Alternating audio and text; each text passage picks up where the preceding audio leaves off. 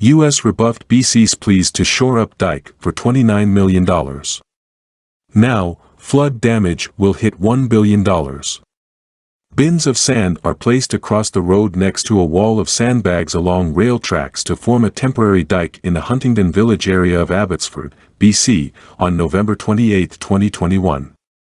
An evacuation order was issued for Huntingdon Village because of danger to life from potential flooding of the Nooksack River across the Canada-U.S. border in Washington.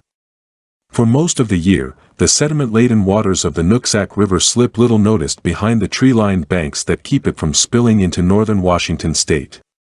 But every once in a while, when the rain is heavy or the snow melt fast, the river transforms into a writhing churn, leaping over its banks near the town of Everson and pouring through dairy barns and blueberry fields on a course for lower ground to the north, in another country, Canada.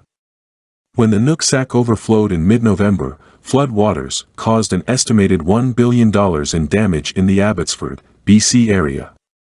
The floods that have devastated farmers and homeowners in Abbotsford are a product of record rainfall and many failures by leaders in Canada to adequately prepare, including a lack of maintenance of key dike systems in BC.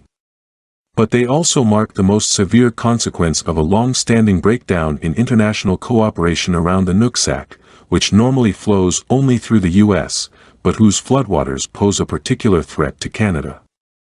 To keep the Nooksack from flooding at Everson, which is 9.5 kilometers from the Canadian border, the estimated cost would be considerably less than that $1 billion damage bill, just $29 million to install a levee extension. Build that, and structural and agricultural damages to the Abbotsford area in the worst possible flooding would be cut by more than $500 million, according to a flood mitigation plan delivered to the city of Abbotsford last year. The price tag for that Nooksack levee work is less than a tenth the cost of flood prevention alternatives on the Canadian side, which include raising dikes and tunneling a runoff channel through a mountain. And addressing the problem on the U.S. side would provide the highest benefit when looking only at Canada-side damages, the report says. But flood planners in the U.S. have done no studies of such an option. We hadn't gotten there yet, Dave Radabaugh, Washington's National Flood Insurance Program coordinator, said in an interview. And despite years of anger over the inability to resolve a major cross-border problem, there has never been a formal call to involve a century-old U.S.-Canada commission designed specifically to draft solutions to such issues. Politicians and engineers in BC have implored Washington state to do something about the Nooksack. More than 30 years ago, they created a Nooksack River International Task Force. They have flown to the Pentagon to plead their case. They have asked for the Nooksack to be dredged, and attempted public shame to create pressure.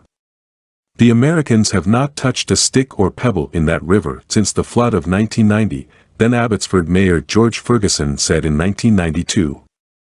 3 decades later, the Nooksack, by design, continues to flood at Everson, spilling waters that find their way into Canada.